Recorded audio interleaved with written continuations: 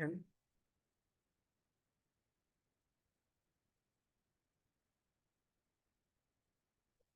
বাচ্চারা কি অবস্থা, সবাই কেমন আছো? আসসালামু আলাইকুম। ওয়ালাইকুম আসসালাম। কি অবস্থা তোমাদের? আসসালামু আলাইকুম। স্যার ভালো, আপনি কেমন আছেন? আলহামদুলিল্লাহ। ক্লাস 6 না? জি স্যার আসসালামু আলাইকুম। একটু কম কম স্টুডেন্ট মনে হচ্ছে। বাকিরা কই, জয়েন করিনি কেন? স্যার ওরা মনে হয় জানে না যে আজকে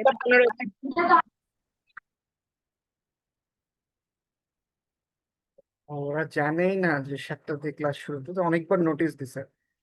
স্যার হতে পারে যে জানে না।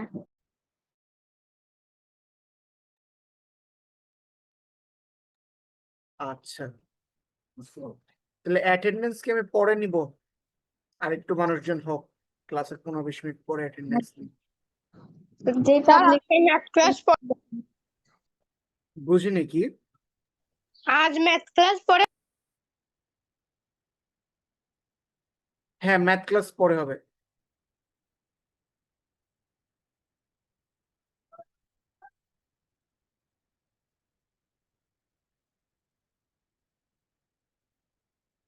দাঁড়াও, শরীফুল স্যারকে বলি একটা আমার হোস্ট বানায়। স্যার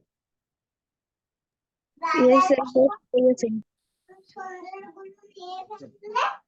ওইটা আপনার অবস্থা। শরীফুল ভাই, আমার একটু হোস্ট বানায় দেন তো। স্যার আপনি হোস্ট হয়ে গেছেন। বাংলাদেশেন তো আচ্ছা আচ্ছা, না আমি স্ক্রিন শেয়ার দিচ্ছিলাম, ওটা হচ্ছিল না, তো এই কারণে আর কি আছে। না, ওটা লাগবে না আপনার। আচ্ছা, এই স্লাইডটা আমরা পুরো শেষ করিনি, এটাতে শুরু করি। আর একটু স্টুডেন্ট হোক, তারপর অ্যাটেন্ডেন্স দিবেন। এটা পড়াইছি, আসিয়ান পড়াইছি, G7 পড়াইছি, D8 পড়াইছি, অ্যাপেক পড়াইছিলাম না, Asia Pacific economic cooperation. Yes sir. Sir আচ্ছা, মুনিমকে এডিপি পড়াইছি, জি স্যার এডিপি পড়াইছি, স্যার এটা পড়াইছে। স্যার মুনিমকে ইয়াটা ওপেক। ইফেক্ট দিতে বলেন। স্যার ওপেকটাও বুঝলি বাবা, আবার বলো, একজন একজন কথা বলো। স্যার মুনিমকে ওই ইফেক্টটা কেটে দিতে বলেন, ফক্স লাগায় রাখছে। আচ্ছা, এখন থামো। এডিবি পড়াইছি, স্যার এডিট পড়াইছেন স্যার? ওপেক, ওপেক, কি স্যার ওপেক পড়াইছেন? Boys scout. পড়াইছেন না স্যার এটা বয়েস না স্যার এটা পড়ান নাই।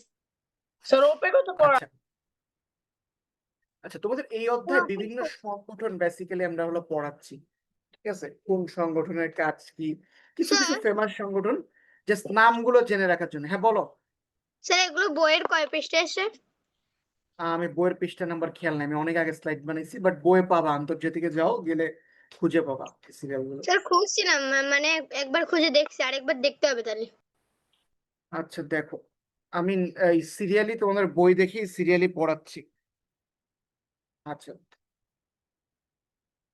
সংগঠনগুলোর কাজ কি দেখো, আসলে যদি তুমি ঠান্ডা মাথায় চিন্তা করো, মনে আছে জেনারেল ওয়াকার একটা স্টেটমেন্ট দিয়েছিল, আর্মি চিফ, যে আমার কাছে 60,000 সোলজার আছে অনলি, তাই না? এই 60,000 সোলজার দিয়ে আমার পুরো দেশের নিরাপত্তা দিতে হয়। আচ্ছা, তো আর্মি আছে অনলি 60,000। আচ্ছা, এইবার যদি তুমি চিন্তা করো নেভি, নেভি তো আরো কম হবে, সব মিলাই ধরলাম আমি 15,000। এয়ারফোর্স আরো কম, ধরলাম 7-8 হাজার। তো সব মিলায় 1 লাখ ধরো যে আমাদের হলো ডিফেন্স ফোর্স আছে। আচ্ছা, এরপর আর কি কি আছে? বর্ডার গার্ড, আনসার, পুলিশ, ঠিক আছে? তো এই তিনটা মিলে আরো ধরো যে তুমি 1 লাখ, তো 18 কোটি মানুষের জন্য কি আসলে 2 লাখ ফোর্স কি পারফেক্ট আসলে হয়?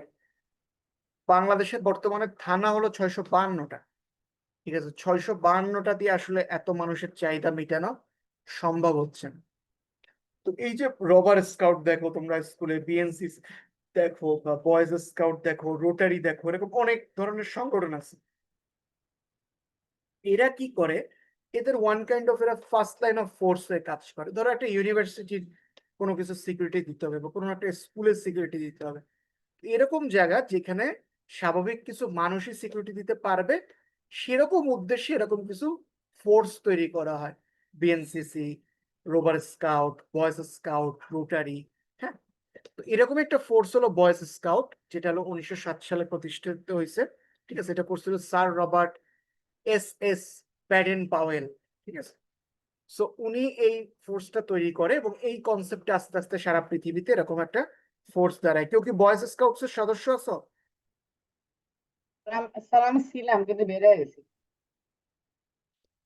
সো এরা এরকম ডিসিপ্লিনারি কোনো কেস হইলে, কোনো রিলিফ ডিস্ট্রিবিউশন বা কোনো কিছু ডিস্ট্রিবিউশন হইলে এরা এই ফার্স্ট লাইন অফ সিকিউরিটি হিসেবে কাজ করে। ইভেন তোমরা দেখবা যে কোনো স্পেশাল পার্সনরাও যদি ভিজিট করে, সেখানেও রোভার স্কাউট বিএনসি থাকে ভার্সিটি। হ্যাঁ, তো এই সাপোর্টটার জন্য, বাড়তি মানুষের জন্য, বেসিক কাজগুলোর জন্য এই ফোর্স গুলোরে ইমপ্লিমেন্ট করা হয়। আচ্ছা, এদের মেইন সদর দপ্তর হলো জেনেভা, সুইজারল্যান্ডে। তোমরা এইসব সংগঠন করতে পারো, boys scout, rotary, BNCC, rover scout, তারপরে তোমার হলো রেড ক্রিসেন্ট। এগুলো করলে লাভ আছে। রেড ক্রিসেন্টে তো টাকাও পাওয়া যায়, So এগুলো রেড করলে ক্রিসেন্ট লাভ কি আছে। স্যার? রেড ক্রিসেন্ট হলো বেসিক্যালি ফার্স্ট এইড প্রোভাইড করে সারা পৃথিবীতে, এবং এটার ফান্ড আসে একদম সেন্ট্রাল দিয়ে। মাদার তেরেসা ফাউন্ডেশন দিয়ে ফান্ড আসে, অনেক আছে, সেন্ট লুসি, সেন্ট, এরকম অনেক সেন্টদের ফাউন্ডেশন আছে। সো পৃথিবীর বড় বড় ফাউন্ডেশন থেকে রেড ক্রিসেন্টের ডোনেশন আসে। ঠিক আছে, এবং তুমি বেশ শকড হবে এগুলো জানলে যে এই কোভিড টাইমে সবচেয়ে বেশি অ্যাক্টিভ ছিল কিন্তু রেড ক্রিসেন্ট। এরাই বাংলাদেশে কিন্তু একটা নির্দিষ্ট গোষ্ঠী আছে যারা এখনো অনলাইন সার্ভিস গুলো অ্যাভেল করতে পারে না, বোঝে না। ঠিক আছে, বাংলাদেশ রাখো, তুমি আমাদেরই চিন্তা করো। আমার বাবাই তো ডিজিটাল পেতে আসলে কমফোর্টেবল না, তারা তো এডুকেটেড। তাহলে চিন্তা করো যে এডুকেটেড না, তার অবস্থা কি। সো তারা ডিজিটাল পে বা ডিজিটাল কাজে কিন্তু আসলে কমফোর্টেবল না, করতে চায় না, বা এটাকে খুব বিরক্ত বোধ করে, তাই না? তো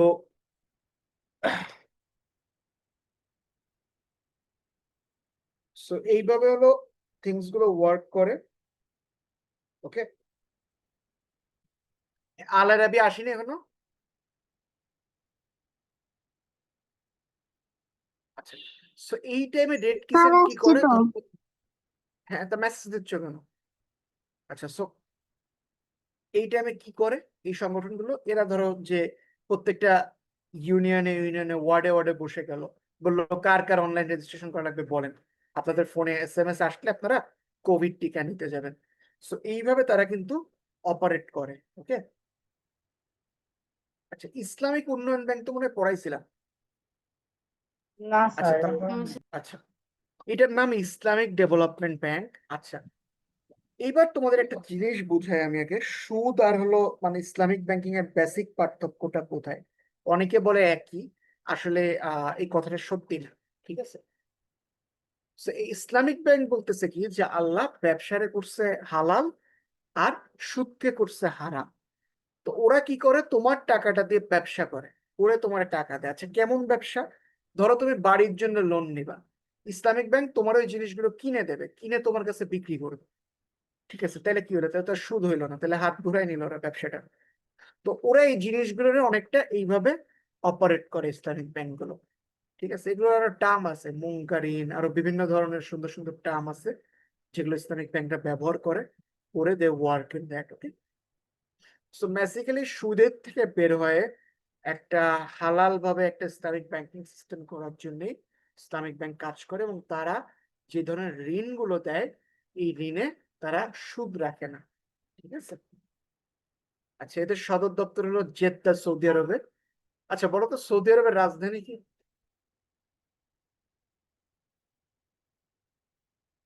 তো বলতে পারবা? স্যার রিয়াদ। রাইট, সৌদি আরবের রাজধানী রিয়াদ। হ্যাঁ, মুবিন বলো। আচ্ছা, জেদ্দা হলো সৌদি আরবের একটা শহর, সেই শহরে এটা সদর দপ্তর। আর বর্তমানে এর প্রেসিডেন্ট হলো সুলাইমান আল জাসের। 2021 থেকে এখনো আছে। আর বর্তমান সদস্য 57টা, সর্বশেষ সদস্য হলো গায়েনা। আচ্ছা, তোমরা কি এটা জানো যে ওয়েস্ট ইন্ডিজ নামে, তোমরা ওয়েস্ট ইন্ডিজ নামটা শুনছো? ইয়েস স্যার, আপনি বলছিলেন স্যার। নামে কোন দেশ নাই? ও আচ্ছা আচ্ছা, এটা বলছিলাম। ওই গায়ানা হলো ওয়েস্ট ইন্ডিজ ক্রিকেট বোর্ড, ওটার একটা পার্ট আর কি। আচ্ছা, এবার আসো বিমস্টেক। বিমস্টেকের পূর্ণরূপটা কি আগে বলো। বে অফ বেঙ্গল আচ্ছা বলো তো, পৃথিবীর সবচেয়ে বড় বে কোনটা? কি? পৃথিবীর সবচেয়ে বড় বে কোনটা বলো তো? বঙ্গোপসাগর। বে অফ Right. বেঙ্গল। হ্যাঁ, বে অফ বেঙ্গলটাই পৃথিবীর সবচেয়ে বড় বে। ঠিক আছে। আচ্ছা, সো এইটার নাম হলো বে of Bengal initiatives for multi sectoral technical and economic cooperation. So sir এই বে অফ বেঙ্গল, মাল্টি, বুঝিনি। এই যে MUL লেখা ওটা কি মাল্টি? ও আচ্ছা, জাস্ট একটু কারেক্ট করে দিই, এটা মাল্টি হবে। তাহলে ওটা ইকোনমিক হবে। বুঝিনি। ওখানে স্যার আপনি লিখছেন ইকোনম, ওখানে ইকোনমিক হবে।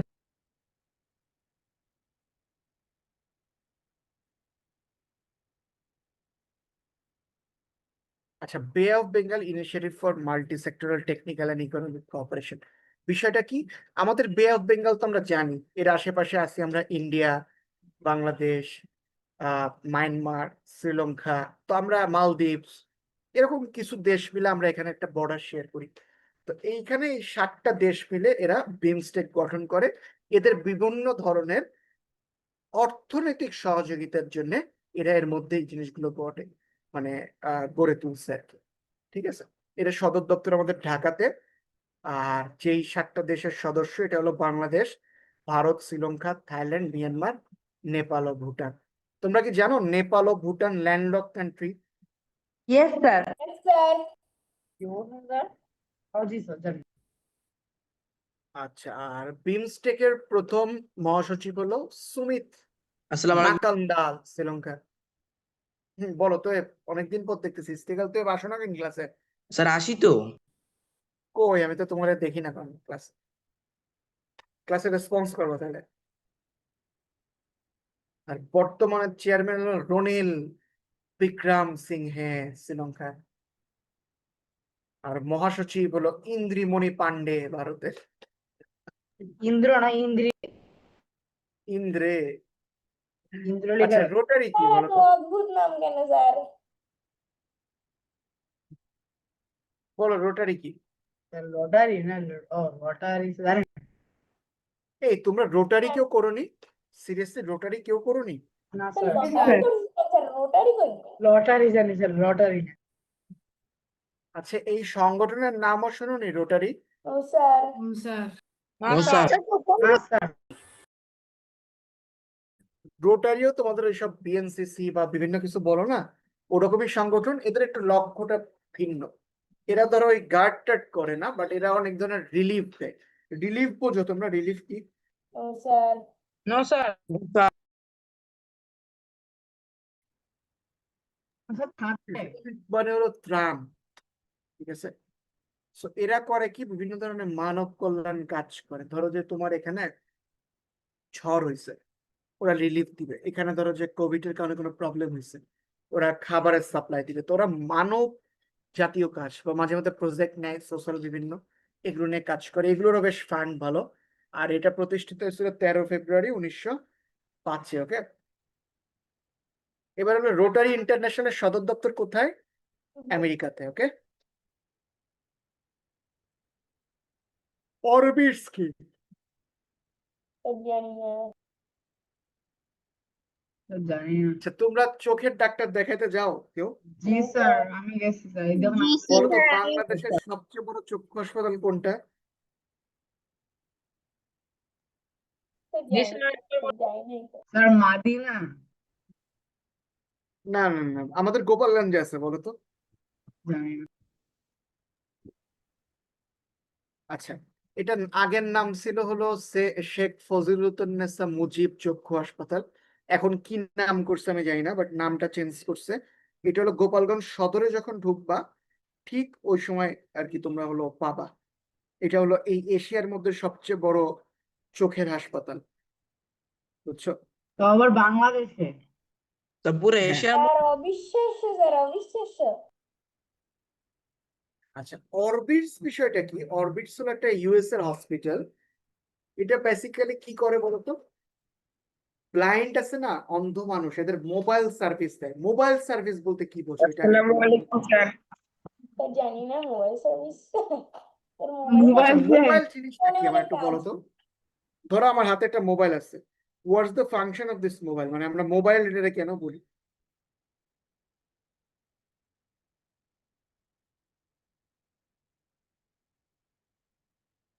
বলো। স্যার এটা এক জায়গা থেকে অন্য জায়গায় পকেটে করে নিয়ে যাওয়া যায়। হ্যাঁ, এক জায়গা দিয়ে আরেক জায়গায় নিয়ে যাওয়া যায়। মোটু তো ঘুমাতে মোবাইল বলা যায়। বলতেও আমরা এই সার্ভিসটা বুঝি, যে সার্ভিসটা এক জায়গা থেকে আরেক জায়গা খুব ইজিলি নিয়ে যায়। তো এরা বেসিক্যালি একটা উড়ন্ত চক্ষু হাসপাতাল লিখছে মানে প্লেনে করে করে ওড়ে, এরকম না। এটা হলো একটা মোবাইল হাসপাতাল। ধরো তোমার চোখের কোনো ব্লাইন্ডনেস এর প্রবলেম আছে, সো এই সংগঠন তোমার হেল্প করতে চায়, তারা ডাইরেক্ট গাড়ি নিয়ে ট্রাভেল করে এসে তোমার চিকিৎসা দিবে। ঠিক আছে, সো বেসিক্যালি এরা অন্ধ মানুষদের সার্ভিস গুলো দেয়। এটা হলো 1982 সালে প্রতিষ্ঠিত হয়েছিল। বাংলাদেশেও বেশ কিছুদিন। হ্যাঁ বলো। বলো বাবা। আচ্ছা, আর অরবিটস নামটাও কিন্তু হয়েছে এই কারণে। আমরা অরবিট বলতে কি বুঝি? সৌরজগতে এইভাবে ঘোরে, তাই না? Yes, sir. ওই অরবিট দিয়েই তো ঘোরে প্রত্যেকটা প্ল্যানেট। তো সেই হিসাব করে যে পুরো বিশ্বমণ্ডলে তারা ঘুরবে, ঘুরে মানুষের চক্ষুর সেবা করবে, এইভাবে তারা অরবিটস এর পরিকল্পনা নিয়েছিল। আচ্ছা, আমেরিকার একটা ট্র্যাডিশন তোমাদের বলি। প্রত্যেকটা মানুষ তার সারা জীবন ধরে কামায়, কামাই করে এরা শেষ জীবনে ফাউন্ডেশন খোলে। ফাউন্ডেশন বা ট্রাস্ট, যেগুলো ট্যাক্স দেওয়া লাগে না। তারপর তারা পৃথিবীতে বিভিন্ন ধরনের চেঞ্জ আনে। এই যে ধরো Bill Gates foundation, Bill Gates তো রিটায়ার্ড করছে, লক্ষ্যটা কি? অ্যাকচুয়াল লক্ষ্যটা হলো ডোনেশন করা, মানে পৃথিবীর সমস্যাগুলোর সমাধান করা। তাদের প্রচুর অর্থ আছে, তারা জানে এটা দিয়ে তারা পৃথিবীর বিভিন্ন ধরনের চেঞ্জ আনে। ঠিক আছে, যেমন রকারফেলার ফাউন্ডেশন। আর মানুষের এই জিনিসটা হয়, মানুষের প্রথম জীবনে মানুষ হলো ফাইন্যান্সিয়াল স্ট্যাবিলিটি চায়। এটা একটা থিওরি আছে যে সে অর্থনৈতিক ভাবে আগাইতে চায়, স্বাধীন হতে চায়। তারপরে মানুষ চায় হলো ফেম, তার নাম। এরপর মানুষ চায় লাভ, অ্যাফেকশন, কেয়ার, মানে ফ্যামিলি গ্রো করতে চায়। ঠিক আছে, এরপর তারা চায় হলো পাওয়ার, টু কন্ট্রোল থিংস। ফাইনালি যখন সবকিছু পাওয়া হয়ে যায়, তারপর তারা চায় যে হলো তারা চেঞ্জ করবে বিভিন্ন কিছু। তখন কামস টু ফাউন্ডেশন, ট্রাস্ট, এই জিনিসগুলো। Thank you. তাহলে কি ক্লাস শেষ আজকে? Yes sir. No sir sir কেমন 17 মিনিট? শুরু স্যার 17 না, মিনিট ভাবতেছি যে হলো। ক্লাস তাহলে শেষ করে দেবো নাকি? স্যার ক্লাস স্যার শেষ এখন করে দেবো ভাবতেছি। স্যার বলো। স্যার এখন থেকে কি ক্লাস 7টায় শুরু হবে? হ্যাঁ, এখন থেকে ক্লাস 7টায় শুরু হবে। এই উপলক্ষে এখন আগে আপনাদের অ্যাটেন্ডেন্সটা নিয়ে নিই। আলহামদুলিল্লাহ মাশাআল্লাহ। তা আপনারা এই সংগঠনগুলো সম্পর্কে পড়তেছেন, এগুলো আপনাদের ঢুকতে হবে না একটা সময়? মনে হয় না স্যার ঢুকবো। আর এগুলো তো ভলান্টিয়ারি, এগুলো করবা ছোটবেলা থেকে। Voluntary things count. স্যার আমি স্কাউটিং করি। হ্যাঁ, ভেরি গুড, এগুলো করবা, এগুলোর সাথে ইনভলভ থাকবে অলওয়েজ।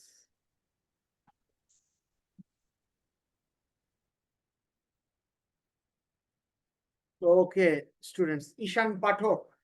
Yes, sir. ওরে বাবা, ঈশান পাঠক আজকে আসছো, বিশাল ব্যাপার। রিয়াদ আল মাহমুদ, রিয়াদ আল মাহমুদ, এই ছেলেটা না দুষ্টামি করতে একসময়, তো একদম আসে না কেন? তার মাঝে মাঝে স্যার আপনার ক্লাসের টাইমে থাকে না ও। কেন?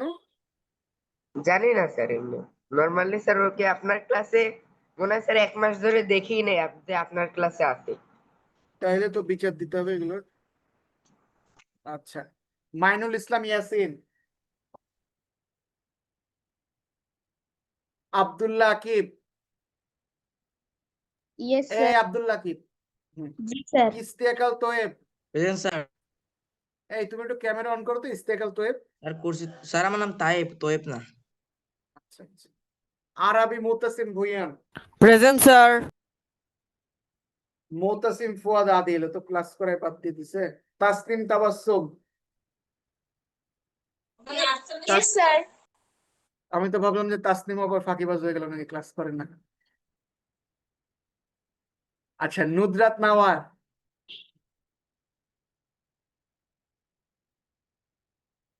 নাই। Naima Islam Neha. Present sir. Guest গেছে তোমার বাসা দিয়ে এখনো নেহা? Yes sir. আচ্ছা।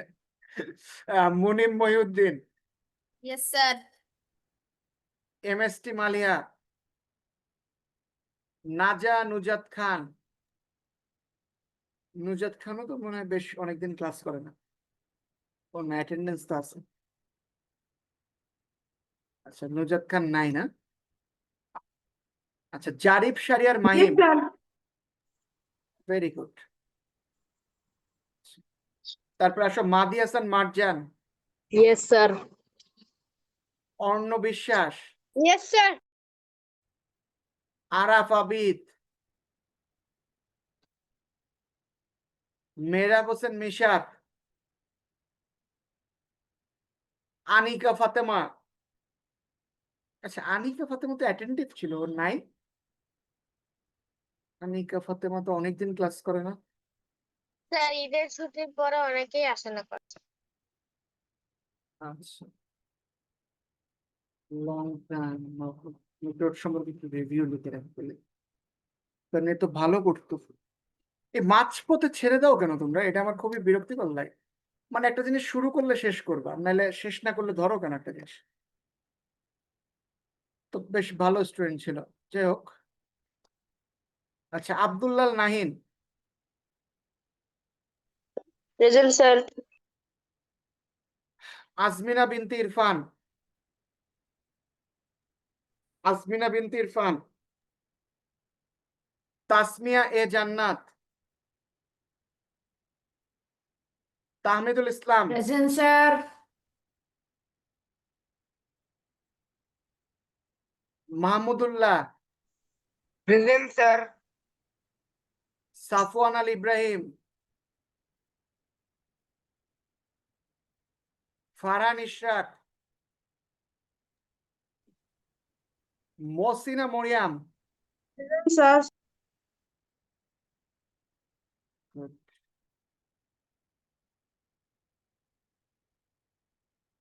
আমার স্ক্রিন কি দেখা যায়? না স্যার। না স্যার। আদিবা হাসান। মাদি হাসান রিয়ান, স্ক্রিনে বেশি আসছে। আচ্ছা, Asadullah Galib. Yes sir. Sumaiya.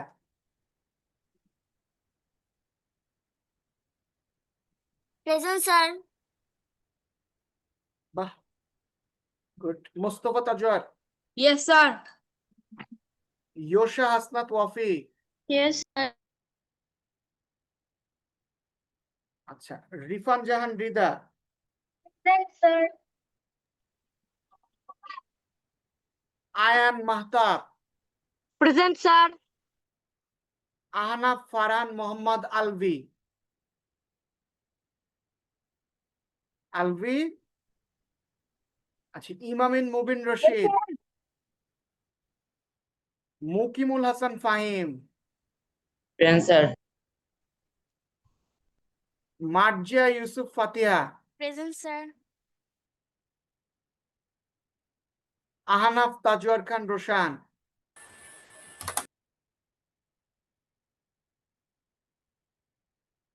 Abdullah Al Farabi.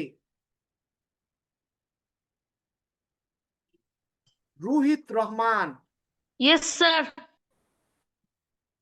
Mehazabien Al Arabia. Yes, sir. Azmain Ansari Adil. Present sir. Sara Mejabin Saba. Mahdi Masnun. Akanta Chowdhury. Joysur Rahman. Yes sir. Okay, very good.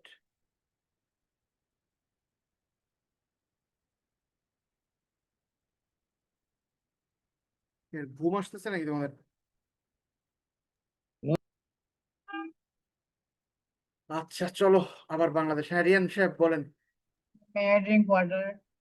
হ্যাঁ শিওর। আমি তো বলছি আমার ক্লাসে পানি বা কফি খেতে পারমিশন লাগবে না। স্যার বলো। হুম, স্যার বলো বাবা। স্যার এনসিএসকে তে কি একই কোশ্চেন আসে স্যার ক্যাডেট কলেজে যেটা আসে আরেকটু ইজি অ্যাডমিশন? আসে, বুঝছো, আরেকটু ইজি আসে।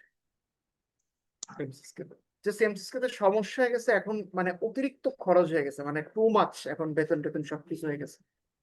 মানে আমাদের সময় এত ছিল না, এখন এটারে পুরা মানে একদম ইয়ে বানায় ফেলাইছে, স্যার আপনাদের প্রাইভেট কত ইউনিভার্সিটি। ছিল? আমরা যখন বের হইছি তখন ছিল 17,800 ছিল মানে ইন্টারে। আর আমি যখন সিক্সে ঢুকছিলাম 2009-এ তখন ছিল 7,800 করে। সেটা পরবর্তীতে শেষমেশ যে হয়েছে 17,800। আর সেশন চার্জ ছিল বছরের দুইটা, 10,000 10,000 করে। তো আর এখন তো মানে হিউজ হয়ে গেছে এক্সপেন্স, তোমার হলো আবার হলো ডোনেশন মানি দিতে হয়। স্যার এখন তো প্রায় স্যার বছরে স্যার মানে ভর্তিতে স্যার তো স্যার 5 লাখ টাকার মতো লেগে যায়, 5 লাখ প্লাস।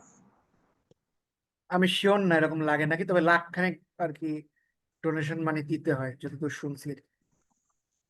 যাই হোক, আমি লাস্ট রিউনিয়নে যাইনি তো, আমার তো আপডেট নাই। শুনবানি যদি গিয়ে হয়, তোমাদের লাগলে শুনবানি।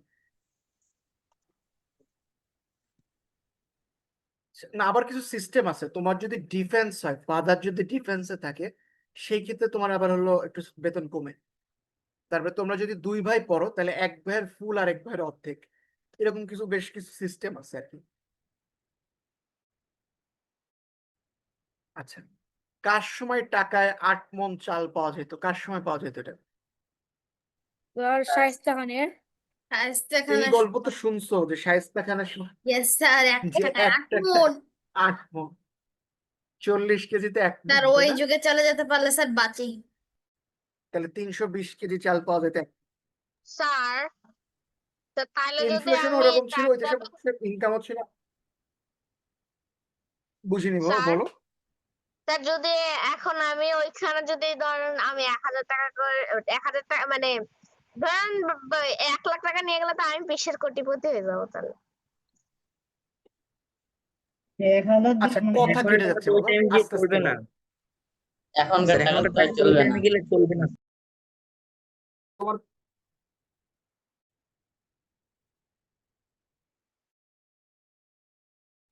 স্যার আচ্ছা, আমি কিছু কিন্তু শুনতে পাচ্ছি না, নাকি আমার সাইড দিয়ে প্রবলেম? স্যার আপনার নেট প্রবলেম। মানে আপনার প্রবলেম side কি দিয়ে আমার problem। সাইড দিয়ে হচ্ছে? Yes sir. ইয়েস স্যার আসলে আমি অ্যাকচুয়ালি নিজের বাসায় না, তো আমি তো একদম স্টারলিংক এর লাইন নিয়ে নিছি বাসায় তোমাদের জন্য। আপাতত আজকের দিনটাই লাস্ট, কালকে নেক্সট ক্লাস থেকে আমার আবার খুলনায় পাবা, সমস্যা নেই। দেখো তো এখন শোনা যায় নাকি, নাহলে আমি ডেটা কানেক্ট করবো। স্যার আপনি কাজ করেন, আপনি স্যার আপনার যে ইটা অফ করে দেন, আপনার ক্যামেরা অফ করে দেন।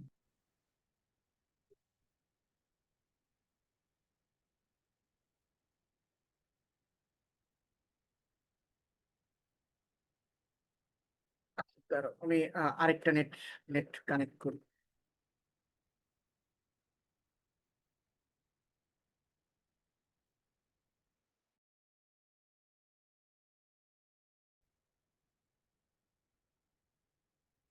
আচ্ছা দেখো তো এখন শোনা যায় নাকি? Yes sir. আচ্ছা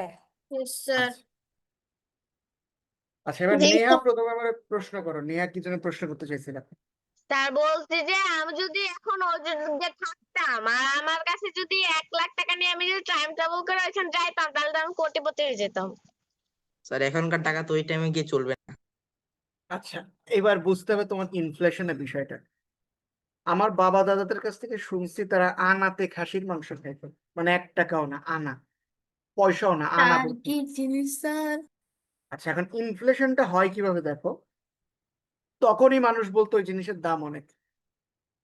এখন ধরো একটা মানুষের মাসিক মাসিক মাসিক ইনকাম ধরো 1 টাকা, ধরো কি একটা বলেন, মানুষের মাসিক ইনকাম 1 টাকা, এবার এত তুমি টাকা? সেটা দিয়ে ভাগ করো। স্যার এবার ওই সময় মানুষের ইনকাম যেমন ছিল তারা তার মানে জিনিসপত্রের মানও তেমন ছিল, এখন মানুষের ইনকামও বেশি জিনিসপত্রের মানও দামও বেশি।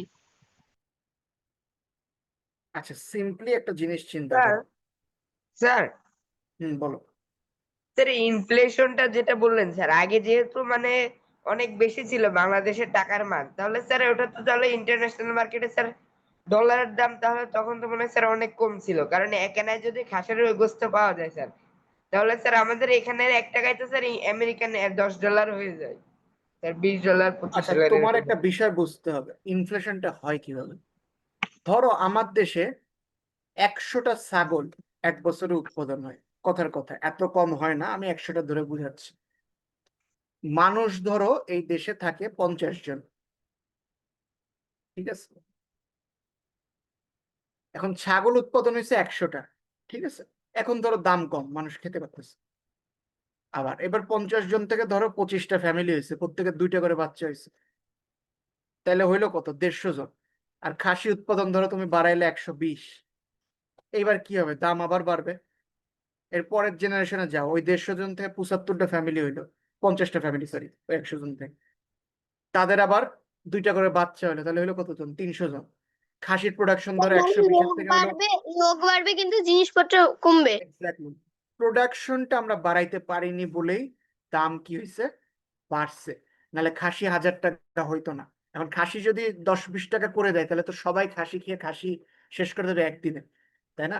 তো তোমার প্রোডাকশন যেমন হবে, তোমার খাবারের দাম তেমন হবে, ঠিক আছে। সো এটা হলো মেইন ইনফ্লেশনের থিওরিটা, ওকে। আর আরো জিনিসের উপর ইনফ্লেশন ডিপেন্ড করে, স্যার এটা হলো লোন, তারপর তোমার হলো লোনের উপর স্যার ডিপেন্ড করে যে তোমার কতটুকু লোন আছে, তোমার কতটুকু এক্সপোর্ট করো, ইম্পোর্ট করো, বলো। স্যার তাহলে বাংলাদেশের টাকার মান এতটা কমলো কিভাবে স্যার? তো 54 বছরে তোমার মানুষ ছিল 7 কোটি, এখন হচ্ছে 18 কোটি, তা কমবে না? তখন মানুষ খেতে পারতো না, টাকা পয়সা ছিল না, এখন 18 কোটির অন্তত 14 কোটির দ্বারা অ্যাটলিস্ট খাওয়ার মতো টাকা আছে। না, বাংলাদেশে না খেয়ে মরে কেউ, এটা আমি বলবো না, 18 কোটি মানুষের দ্বারা খাওয়ার টাকা আছে, আর কিছু থাকুক না থাকুক। স্যার বলো। স্যার স্যার আস্তে আস্তে তো বাংলাদেশের অবস্থা ইরানের মতো হয়ে যাচ্ছে স্যার। যাই হোক, ওই এইটা নিয়ে আর ভাইবে লাভ নাই, এখন হলো নিজেরটা ভাবো, ওই প্রসেসে আগাইতে থাকো, বলো। স্যার বিশ্বে কোন দেশ আছে যেটার টাকার মান সব থেকে কম? কুয়েত। কুয়েতের টাকার মান সবচেয়ে দামি। ওই জায়গায় অনেক কম মান টাকা। মানে ভিয়েতনামে তো কুয়েতের অনেক কম না? আপনি মনে হয় এর আগে বলছিলেন। কুয়েতের কারেন্সি সবচেয়ে দামি পৃথিবীর। কুয়েতের 1 টাকা সমান সমান আমাকে 450 টাকা মনে হয়। স্যার দামি না স্যার, সবচেয়ে কম। স্যার কম বলতেছে। $1 আচ্ছা, সবচেয়ে কম বলতে বোঝাচ্ছে যে কোন দেশের কারেন্সির কোনো দামই নেই, ওটা হলো ভিয়েতনাম। স্যার কত? স্যার পাঁচ। ভিয়েতনাম বলছিলেন একদিন। আমাদের এক সমান সমান মনে হয় ওদের 500 বা 700 টাকা, বা আরো বেশি। স্যার ওটা 50 টাকা নিয়ে যাবো। স্যার ওইখানে আমাদের যাও, দেশের দামও তেমন, ইনফ্লেশন হলে দামও তেমন হয়। তাদের তো ওই লাভ যে হয়ে যাবে। জিম্বাবুয়ের হইলো না, টাকা চাপানো শুরু করলো, পরে একটা ট্রাক কিনতে 2 ট্রাক টাকা লাগে, এরকম হয়ে গেল, মনে আছে? স্যার আমি গুগলে সার্চ স্যার করছিলাম টাকা একদিন। টাকা ছাপানোর মেশিন পাওয়ার সাথে সাথে স্যার এত পরিমাণ ছাপাইছিল যে এখন ভুগছে। ট্রাই করে নিয়ে যাই। আচ্ছা, তোমাদের এই স্যার আমি রাজবংশগুলো একদিন পড়াইছিলাম, তাদের বিষয়ে সামান্য কিছু এমসিকিউ পড়াই তোমাদের। 1 নাম্বার স্যার হলো আমি তোমাদের, একদিন ইয়ে করছিলাম। হ্যাঁ বলো স্যার আফিফ। আমি গুগলে সার্চ করছিলাম, আমাদের দেশের 1 টাকা ভিয়েতনামের 213 টাকা। আচ্ছা, সবচেয়ে কম কোনটা দেখো তো। আচ্ছা, পাল বংশের প্রতিষ্ঠাতা ছিল কে, ধর্মপাল। স্যার সেন গোপাল ছিল মনে হয়। সেন বংশের শেষ রাজা ছিল লক্ষণ সেন। স্যার আর গোপাল হবে সুলতান, না? স্যার গোপাল হবে স্যার। স্যার গোপাল হবে না পাল বংশের প্রতিষ্ঠাতা? স্যার বইয়ে তো গোপাল। প্রতিষ্ঠাতা গোপাল। আচ্ছা একটা মিনিট, এটা একটা তাহলে ডাউট হিসেবে রাখো। হচ্ছে গিয়ে পরবর্তীকালে আসছে। আচ্ছা, এটা ডাউট হিসেবে রাখলাম, নেক্সট ক্লাসে ক্লিয়ার করে দিব।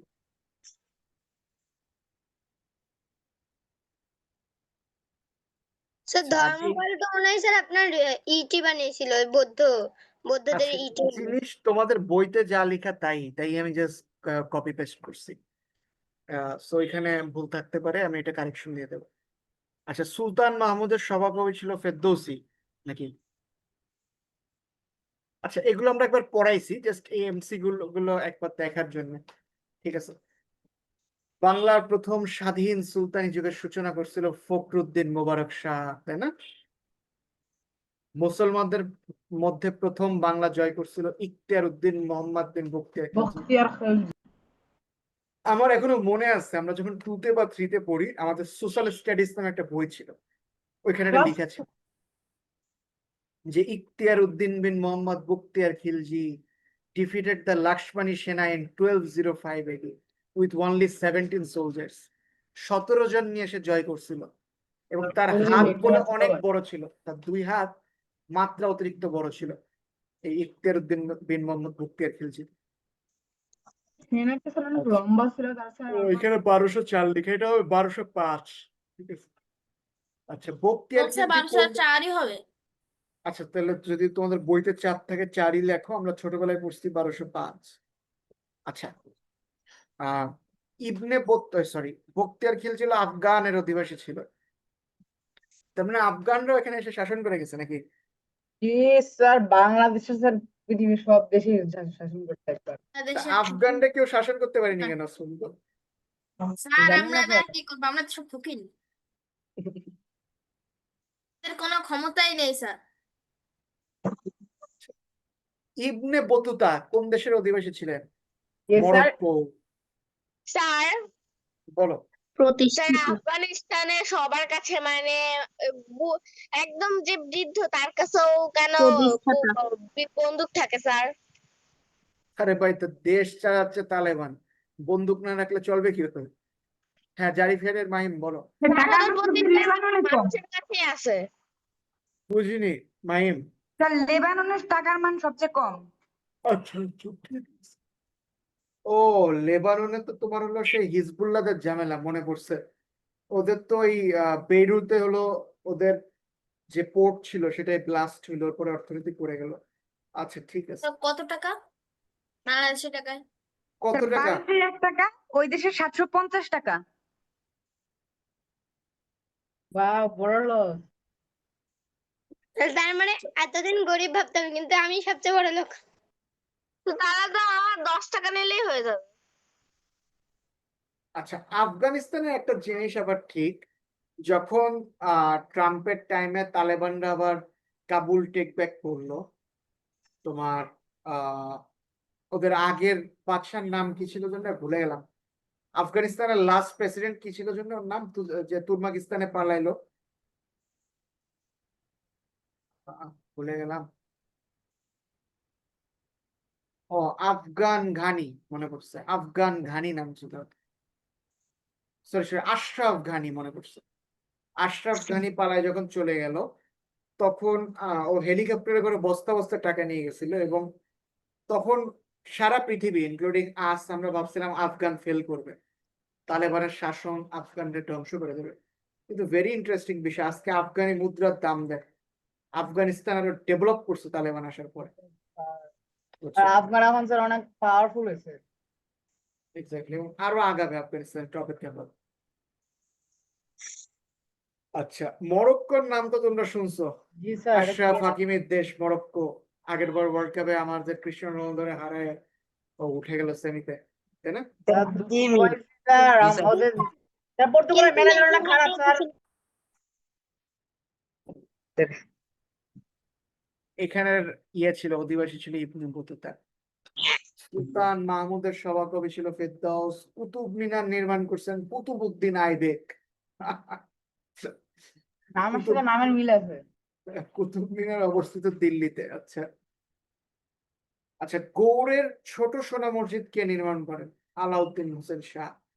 বাংলার শেষ স্বাধীন সুলতান কে ছিল? গিয়াসউদ্দিন মাহমুদ শাহ। সেটা নবাব নবাব সিরাজউদ্দৌলা হবে না? আমিও এক্স্যাক্টলি তাই ভাবতেছিলাম, so keep it in doubt, আমি নেক্সট দিন এটা ক্লিয়ার করি, কারণ আমিও তাই জানি যে বাংলার শেষ স্বাধীন। আপনি এগুলো কোন বই থেকে নিছেন? স্যার বাংলার শেষ স্বাধীন নবাব। স্যার এটা তো নবাব না স্যার, সুলতান। আচ্ছা আচ্ছা, ঠিক আছে, সুলতান হলে ঠিক আছে, কারণ নবাব হলো সিরাজউদ্দৌলা ছিল।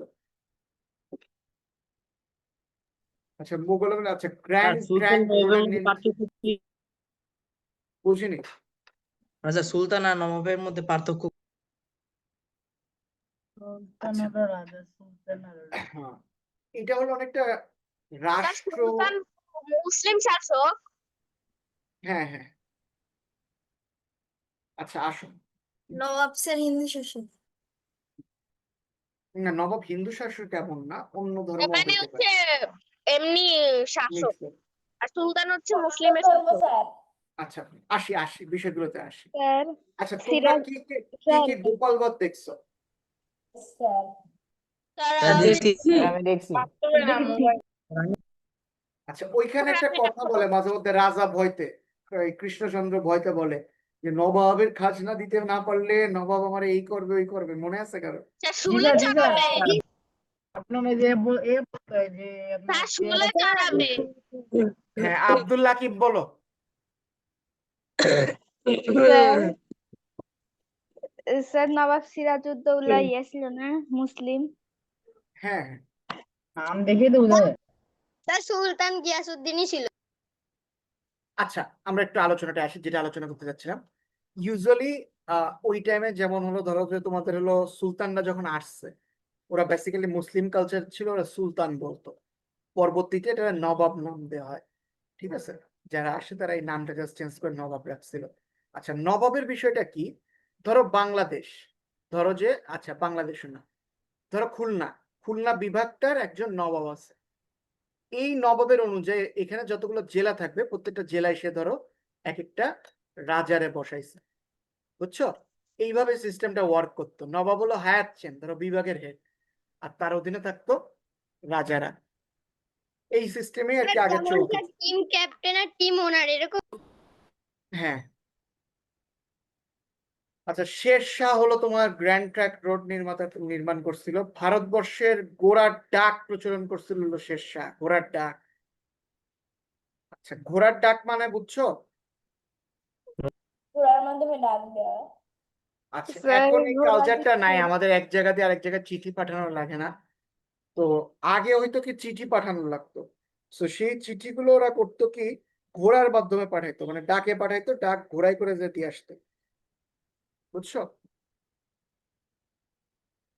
আচ্ছা আবুল ফজল কে ছিলেন?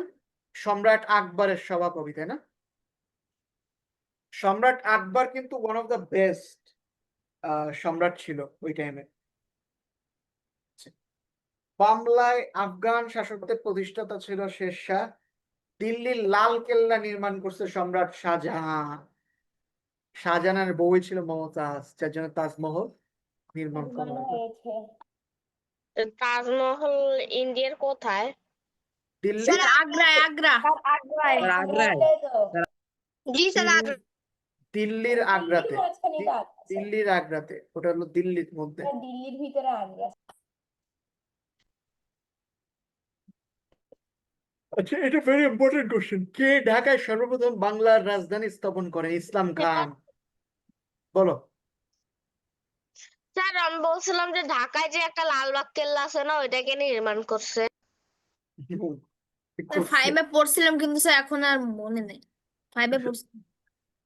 আচ্ছা আহসান মসজিদটা করছে হলো স্যার আহসান মঞ্জিল পরিবারটা। আমি গেছি স্যার। সলিমুল্লাহদের পরিবারটা স্যার করছে। আমিও গেছি। আর লালবাগ কেল্লাটা মনে হয় ব্রিটিশরা করে গেছে, ব্রিটিশ পিরিয়ডের। আচ্ছা আসো। পুরান ঢাকায়। ওগুলো সব স্যার স্যার লালবাগ কেল্লা শাহজাদা মোহাম্মদ আজম শাহ নির্মাণ করেন। সময় হয়েছে। স্যার লালবাগ কেল্লা তো শাহজাদা মোহাম্মদ আজম শাহ প্রথম শুরু করছিল। আচ্ছা ঠিক আছে, হয়তো ইনফরমেশন ভুল থাকতে পারে, সো টেক ইট। এই যে শেষ স্বাধীন নবাব ছিল হলো সিরাজউদ্দৌলা, ঠিক আছে? আর আলীবর্দী খানের মানে প্রকৃত নাম ছিল মির্জা মুহাম্মদ আলী। আচ্ছা আলীবর্দীর সময় বাংলার রাজধানী ছিল মুর্শিদাবাদ। এই মুর্শিদাবাদটা কোথায়? স্যার গোপাল ভাঁড়ের নবাবের ইসে। স্যার কলকাতায় স্যার।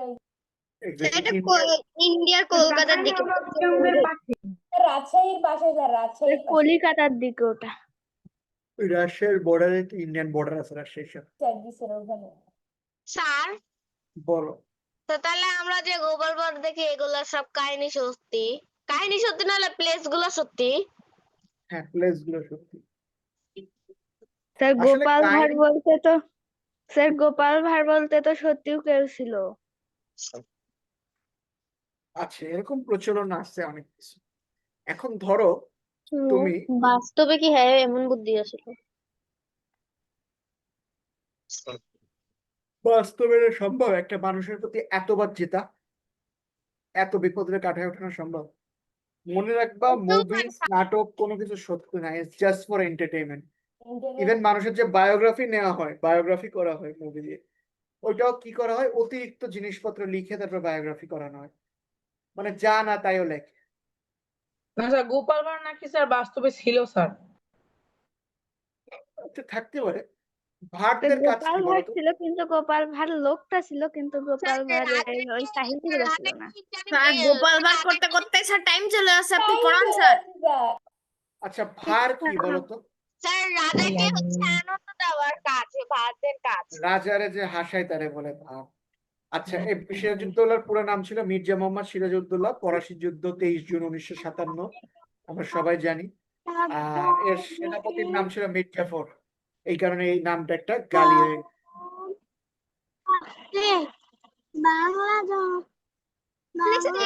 আয়ান, তুমি একটা গেঞ্জি পরো আগে বাবা। আয়ান, তুমি আগে একটা গেঞ্জি পরো, তারপর ক্যামেরাটা অন করো।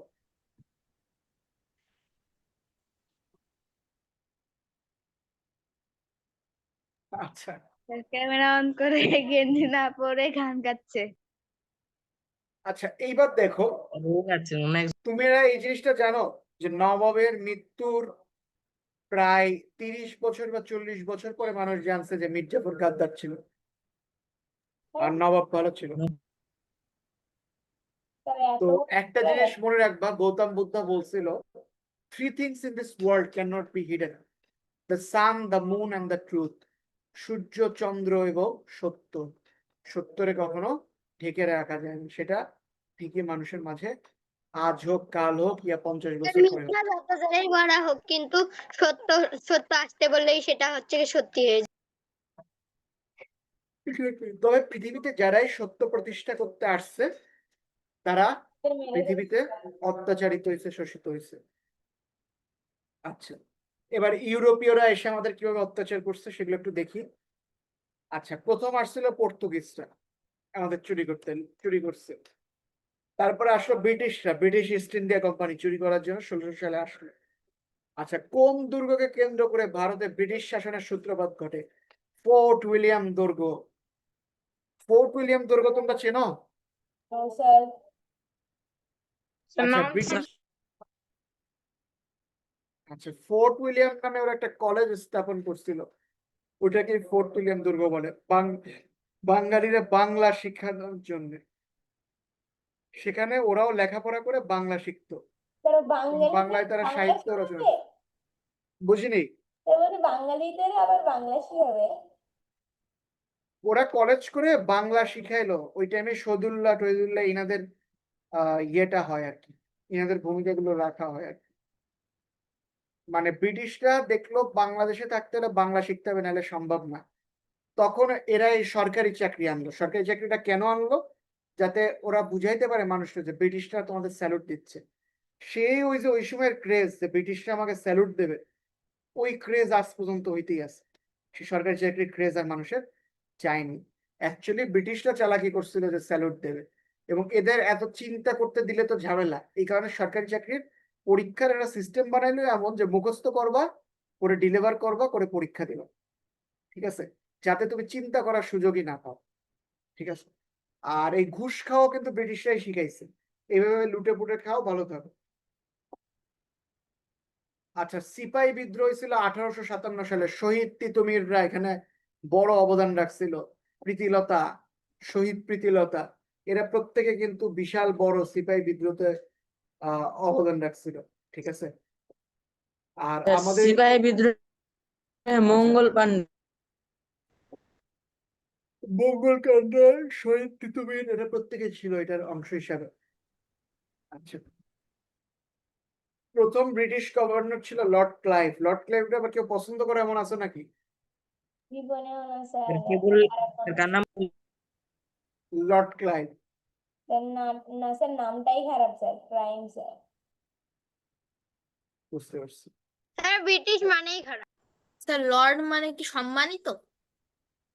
ওরা আমি তোমাদের একটা জিনিস বলি, so far from my international experience, ওইখানে কিন্তু এত স্যার বলতে হয় না কাউকে। প্রফেসররা ওরা বলে প্রফেসর ম্যাকম্যান, প্রফেসর ব্র্যাড, এইভাবে নাম ধরে ডাকে। এই স্যার কালচারটা আনছে হলো ইউকে, মানে ব্রিটিশরাই আনছে স্যার বলা, লর্ড বলা, ঠিক আছে, এই ফাদার বাপ বলতে হবে, এইসব শিখেছে ব্রিটিশ, ঠিক আছে, স্যার টাইটেল দিত মানুষের, এর আগে স্যার টিচারকে কি বলতো? নাম ধরেই ডাকে, বাইরে বাইরে টিচারদের, প্রফেসর অমুক আছে, এরকমই ছিল। মামনি আর তখন কি শিক্ষক ছিল নাকি? পরে হলো এই ব্রিটিশরা এই সিস্টেম গুলো চালু করে। যাই হোক, সো লর্ড বলতে কি আমরা বুঝি? ঈশ্বরের তো লর্ড বুঝি, সর্বোচ্চ জায়গা। তো ওরা ওগের নামে দেখে লর্ড লেখে, তুমি বোঝো কি অবস্থা। আচ্ছা, 76-এর মন্বন্তরটা কেন হয়েছিল 1770 সালে?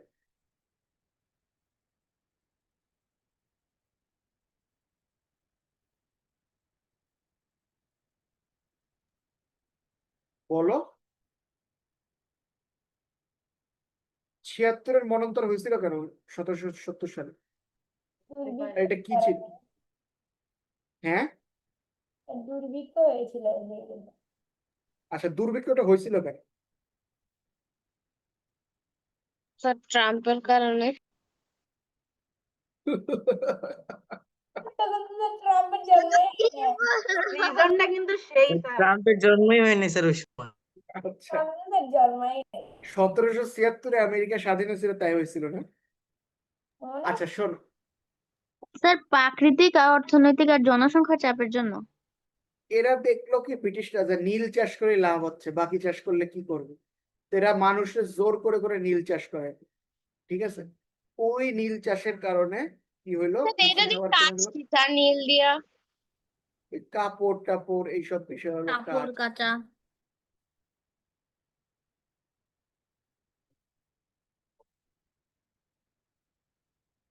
বাংলা সাল ছিল 1176, তাই ওটা 76-এর মন্বন্তর বলছিল। আচ্ছা, কোন গভর্নর জেনারেলকে ভারতের সিভিল সার্ভিস পরীক্ষা প্রচলন করে, মানে বিসিএস যেটা ওরা বলে ইউপিএসসি, এটা হলো লর্ড কর্নওয়ালিস। ইনি হলো এই সিভিল সার্ভিস এক্সামটা শুরু করছিল।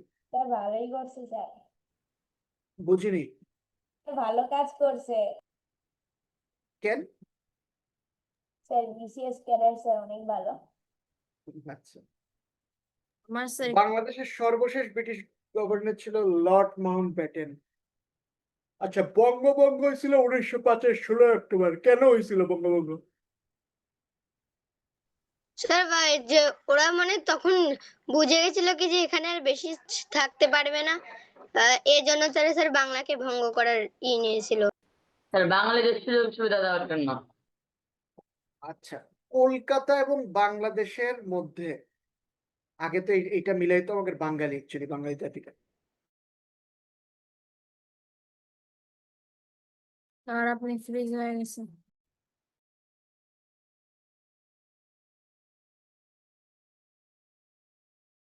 আর স্যারের নেট প্রবলেম, ওয়েট করো।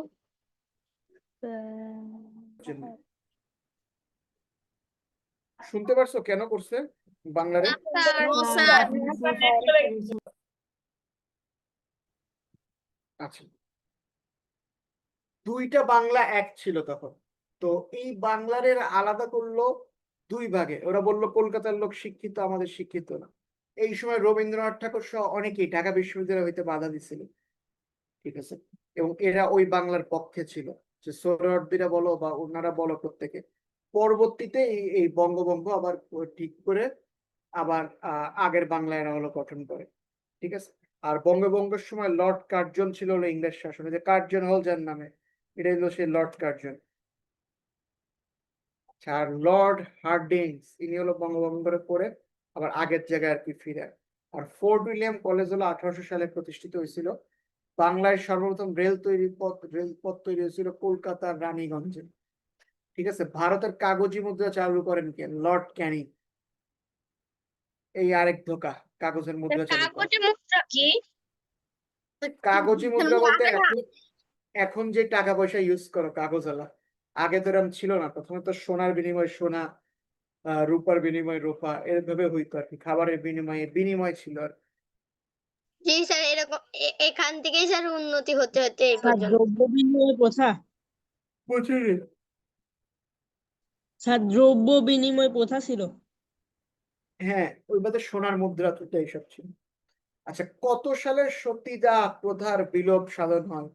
1829 সালে রাজা রামমোহন রায় সে তার নিজের ছেলের একজন বিধবা মেয়ের সাথে বিয়ে দেয়, দিয়ে সতীদাহ প্রথা এরা উঠায় দেয়। ব্রিটিশ যুগের আবার কিছু ভালো জিনিস ছিল, এরা বাংলাদেশের কিছু কুসংস্কার দূর করছে। 1 নাম্বার, মানুষ জোড়া বাচ্চা হইলে, যমজ বাচ্চা হইলে কবর দিয়ে দিত, এটা ব্রিটিশরা দূর করছে। এরা বাংলাদেশের মানুষরা ভাবতো যে আগেকার মেয়ে হইলে এরা ঘরে থাকবে, ঘরের কাজ করবে। এই প্রথাটা প্রথম বিলুপ্ত করে কিন্তু ব্রিটিশরা, যে না তোমরা এটা পারবা না, মেয়ে হইলেও সমান অধিকার তাদের দিতে হবে। ঠিক আছে, তো সতীদাহ কি ছিল? স্বামী মারা গেলে স্ত্রীরা ওরা পুড়াই দিত। ঠিক আছে, সেই জি স্যার, সতীদাহ স্বামী প্রথা আর স্ত্রী একসাথে বুড়াই এক্স্যাক্টলি এই প্রথারে উঠাই দিল রাজা রামমোহন রায় 1829। বুড়াই দিত। হ্যাঁ, তা কে সতীদাহ প্রথার বিলোপ সাধন করে? লর্ড বেলটিন্স। আচ্ছা গেল। দ্বৈত শাসন ব্যবস্থার প্রবর্তক হলো লর্ড ক্লাইভ। কার? মানে তোমার হলো ওই যে state base government, central government এরকম আর কি। আর এটা বিলুপ করছিল হলো ওয়ারেন হেস্টিংস 1872 সালে। আচ্ছা, এবার একটু আমরা ব্রিটিশ শাসন ও বাংলার আন্দোলন নিয়ে একটু কথা বলি। ব্রিটিশ শাসন, আচ্ছা দ্বৈত শাসন দেখলা, লর্ড ক্লাইভ, সর্বশেষ লর্ড মাউন্টব্যাটেন গেল। ইস্ট ইন্ডিয়া কোম্পানি কখন বাংলায় দ্বৈত শাসন ব্যবস্থা চালু করছিল? 1765-তে। আর ইস্ট ইন্ডিয়া কোম্পানির শাসন বিলুপ্ত হয়েছিল 1858 সালে। তখন হলো কুইন ভিক্টোরিয়া পুরোপুরি ক্ষমতা নিয়ে নিছিল, এটা আর ইস্ট ইন্ডিয়া কোম্পানি হাতে রাখেনি। চিরস্থায়ী সিপাহী বন্ধ। আন্দোলনের মাধ্যমে। না, অনেক যখন ঝামেলা হওয়া শুরু হইলো এই সাইডে, তখন ক্ষমতাগুলো নিল। স্যার, বলো। স্যার ইস্ট ইন্ডিয়া কোম্পানি মূলত জিনিসটা কি স্যার এটা? মানে স্যার কোনো কিছু কি প্রডিউস করতো এরা না না, কোম্পানি? বিভিন্ন এরা বিভিন্ন সাধারণত জিনিস আইসিও স্যার ওই কাপড় মশলা এগুলো। ওরা আমাদের দেশে সব কিনতো, কিনে ইংল্যান্ডে এক্সপোর্ট করতো, এইটা কাজ ছিল। ও স্যার, তাহলে এরা এত বড় সাম্রাজ্য তৈরি করছিল কিভাবে যে স্যার ভারত শাসন করছে পুরা একটা এক্সপোর্টার কোম্পানি হয়ে? আচ্ছা, একদম রিল্যাক্সে চিন্তা করো। ধরো তুমি ফার্স্টে বাংলাদেশের নারায়ণগঞ্জে গেলে, যে ছোট্ট করে করে ব্যবসা শুরু করলো, এরপর তুমি ব্যবসাটা আনলা হলো, ওরা তো 400 বছর ধরে এইসব করছে, ক্ষমতায় থাকছে 190 বছর। তুমি এবার নারায়ণগঞ্জের এমপির সাথে সম্পর্ক বানালে, নারায়ণগঞ্জের কাজ নিলা, এরপর তার পাশের জেলার নিলা, তার পাশের জেলার নিলা, এরপর একটা পর্যায়ে তুমি সেন্ট্রাল গভর্নমেন্টে চলে গেলা। তো জিনিসগুলো এইভাবেই হয়েছে, আস্তে আস্তে আস্তে আস্তে আস্তে আস্তে আস্তে অনেক বড় কোম্পানি হয়েছে, কোনো কিছু একদিনে হয়নি। আচ্ছা, চিরস্থায়ী বন্দোবস্ত কারা জমির মালিক ছিল? জমিদাররা জমির মালিক ছিল। এটা পরবর্তীতে সোহরাওয়ার্দীরা আর কি, ফজলুল হক খানরা, এরা হলো চেঞ্জ করছিল। আচ্ছা, এলাহাবাদে কে রাজস্ব বোর্ড স্থাপন করে? উইলিয়াম বেন্টিক গেল। ভারতে কাগজি মুদ্রা চালু করছিল লর্ড ক্যানিং। লর্ড অকল্যান্ডের সময় ভারতের কোন অঞ্চল মারাত্মক দুর্ভিক্ষ দেখা যায়? উত্তর অঞ্চল, মানে নর্থ ইন্ডিয়ার ওই সাইডটা হলো প্রচুর পরিমাণে গিয়ে হয়েছিল। আচ্ছা, তিতুমির কিন্তু একটা ছদ্ম নাম, তিতুমিরের আসল নাম ছিল সৈয়দ নিসার আলী, যে বাংলা জাগরণের একটা মুখ ছিল, স্যার প্রীতিলতা। ও হচ্ছে গিয়ে তিতো ওষুধ খেয়ে কোনো রিয়াকশন দিছিল না, এই জন্য এরকম নাম দেওয়া হয়েছিল। তিতুমির কোথায় বাঁশের কেল্লা দুর্গ নির্মাণ করেন? নারিকেল বাড়িয়াতে। ঠিক আছে, স্যার বলো বলো। স্যার ওখানে সৈয়দ মীর নিসার আলী হইতো না? কোনটা বাবা? জি স্যার, স্যার মীর হতো নিসার আলী। স্যার সৈয়দ নিসার আলী মানে তিতুমিরের প্রকৃত নামটা সৈয়দ নিসার আলী দেওয়া আছে, কিন্তু ওখানে হয়তো সৈয়দ মীর নিসার আলী। আচ্ছা, তুমি একটু গুগল দেখে মানে বলো, একটু ডাউটে রাখো। স্যার আমরা বইতে পড়ছি মীর হবে। আচ্ছা, এটা আমি কারেকশন করে দিই ভাই। আচ্ছা, ফরাইজি আন্দোলনের উদ্যোক্তা ছিল হাজী শরীয়তুল্লাহ। আচ্ছা, নীলকরদের অত্যাচারের কাহিনী অবলম্বনে নীল দর্পণ নাটকটা রচনা করে দীনবন্ধু মিত্র। এটা বলে আমি শেষ করবো আজকের ঘটনা তোমাদের। আচ্ছা, নীল চাষটা করাইতো কি? ব্রিটিশরা একটা পর্যায়ে দেখতে পারলো যে বাংলাদেশে এই কৃষি মেশি এগুলো করে কোনো লাভ নাই, আমাদের ব্রিটিশদের নীল লাগে কাপড়ের জন্য। তখন আমাদের টেক্সটাইল সেক্টর উঠতেছে, তোরা মানুষরে কৃষি কাজ করতে দিল না, না করতে যে জোর করে নীল চাষ করাইতো। এর ফলে বাংলায় দুর্ভিক্ষ লাগছিল, মানুষ না খেয়ে ওই সময় মারা গেছিল, এবং এটা খুবই দুঃখজনক ছিল। ব্রিটিশ শাসনের অত্যাচারগুলোর মধ্যে এটা সবচেয়ে শ্রেষ্ঠ অত্যাচার ছিল। ঠিক আছে, তো থাকো, আবার ইনশাল্লাহ নেক্সট ক্লাসে দেখা হবে। আমার জন্য দোয়া করো, কালকে আমার একটা ভাইবা আছে। টাটা। দোয়া করি স্যার। আসসালামু আলাইকুম। ওয়ালাইকুম আসসালাম। ওয়ালাইকুম আসসালাম। আসসালামু আলাইকুম স্যার।